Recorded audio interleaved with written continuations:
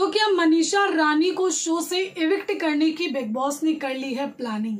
क्योंकि पिछले 2 हफ्ते से जिस तरीके की प्लानिंग प्लॉटिंग की है वो अब यहाँ पर नॉमिनेशन टास्क में नजर आई है।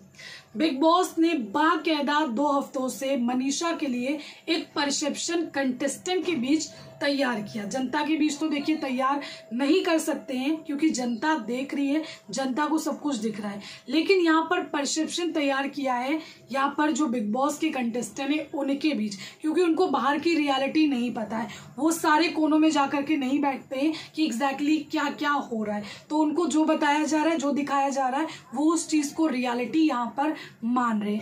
परसेप्शन बना दिया गया कि मनीषा रानी एंटरटेन नहीं कर रही है, वो अब वैसी नहीं है। इनफैक्ट इस नॉमिनेशन में जिसने भी नॉमिनेट किया मनीषा रानी को, चाहे वो अविनाश हो, जिया हो, ये सब लोग एक ही चीज को फॉलो कर रहे हैं, वही चीज बोल रहे हैं जो कि वीकेंड के बारे में बोली गई। दूसरी चीज यहाँ पर नॉमिनेशन से पहले पूजा मैडम बाहर जाती है, कुछ मेडिकल इशू बताया जाता है। अब वो मेडिकल इशू क्या था, क्या रीजन था, कुछ नहीं, लेकिन जब वो घर में आती है उसके बाद यहाँ पर नॉमिनेशन टास्क होता है। क्योंकि वो कैप्टन थी तो उनको अपॉर्चुनिटी मिलती किसी एक को सेव करने की।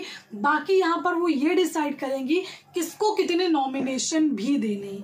जी हाँ, पूजा मैडम डिसाइड करेंगी कि कितने लोग किसको नॉमिनेट कर सकते हैं। तो मुझे लगता है कि पूजा क्या कुछ बाहर से प्लानिंग प्लॉटिंग करके आई है, क्या चीजों को समझ कर आई है, क्योंकि यहाँ पर जैड को उन्होंने 3 नॉमिनेशन दिए और जैड का पता था, क्योंकि जैड इनकी टीम से है तो जाहिर सी बात है वो नॉमिनेट किसको करेगा।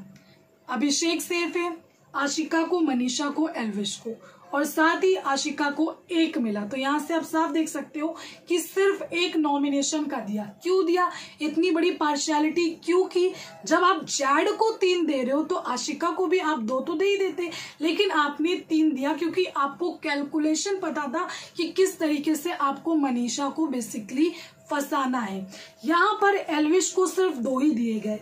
एल्विश बिहेवियर देख रहा है बेबिका का, साथ ही अविनाश का, उसने बेबिका को नॉमिनेट किया और यहाँ पर अविनाश को नॉमिनेट कर दिया। अभिषेक को सिर्फ 1 नॉमिनेशन दिया है यहाँ पर पूजा मैडम ने, और उसने नॉमिनेट किया है बेबिका को। मनीषा को 2 नॉमिनेशन दिए गए, उसमें अविनाश और जिया को नॉमिनेट किया। जिया को भी 2 ही नॉमिनेशन दिए, मनीषा इसमें नॉमिनेट हो गई। तो तकरीबन जितने लोग यहाँ पर थे सभी ने मनीषा को टारगेट किया, जिसके बाद मनीषा आशिका को 4-4 वोट मिले।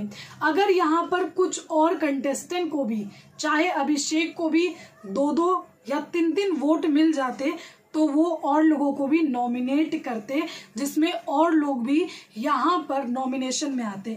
अगर अभिषेक को मौका मिलता, क्योंकि उन्होंने खुद भी बोला कि अभिषेक को मौका मिलता, तो वो अविनाश को भी नॉमिनेट करते, और अविनाश अगर इसमें आते तो एक बार ये था कि अविनाश जा रहा है। अभी थोड़ा मुश्किल है क्योंकि यहाँ पर मनीषा और यहाँ पर आशिका के बीच है, जो नॉमिनेट ये लोग हुए इन दोनों के बीच है, इन दोनों में से कोई एक जाएगा।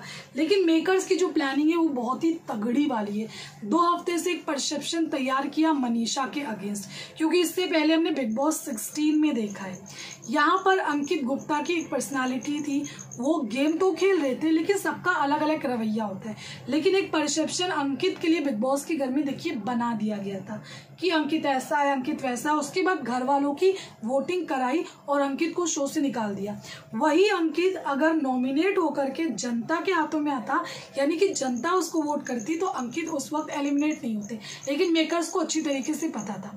अब यहाँ पर अगर मेकर्स कहीं ना कहीं गंदी वाली प्लानिंग मनीषा के अगेंस्ट कर रहे हैं तो ये परसेप्शन बहुत ज्यादा काम आएगा घर वालों की जो वोटिंग होगी, क्योंकि जनता के वोटों से तो मनीषा कभी भी नहीं निकल सकती। ज्यादा वोट मनीषा को ही आएंगे 200%, तो मनीषा वोटों के थ्रू सेफ हो जाएगी।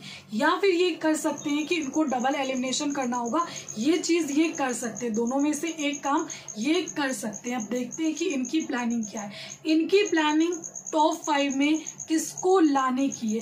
अगर टॉप 5 में ये अपने हिसाब से अपने लोगों को लाना चाहेंगे तो जाहिर सी बात है ये मनीषा को निकालेंगे, क्योंकि यही एक रीज़न है जिसकी वजह से अचानक से 2 हफ्तों से क्यों मनीषा को टारगेट कर रहे हैं, अचानक से मनीषा के लिए एक गलत परसेप्शन क्यों तैयार किया जा रहा है कि मनीषा एंटरटेन नहीं कर रही है। वेल मुझे लगता है कि गाइस फैंस जो भी है मनीषा के प्लीज़ सपोर्ट करो, क्योंकि बंदी डिजर्व करती है और आगे उसको जाना चाहिए। टॉप 5 में डिजर्व करती है, टॉप 3 में डिजर्व करती है, लेकिन मेकर्स गंदी वाली प्लानिंग देखिए कर रहे हैं उसके अगेंस्ट। उसने इतना स्ट्रगल किया है अपनी लाइफ में और यहाँ पर आकर के इस स्टेज पर आकर के अगर उसके साथ ये चीज़ें होती हैं तो कहीं ना कहीं एक बंदी को तोड़ने वाली बात हो जाएगी। तो फैंस जितना सपोर्ट कर सकते हो स्पेशली इस हफ्ते करो, बहुत सपोर्ट करो मनीषा रानी को।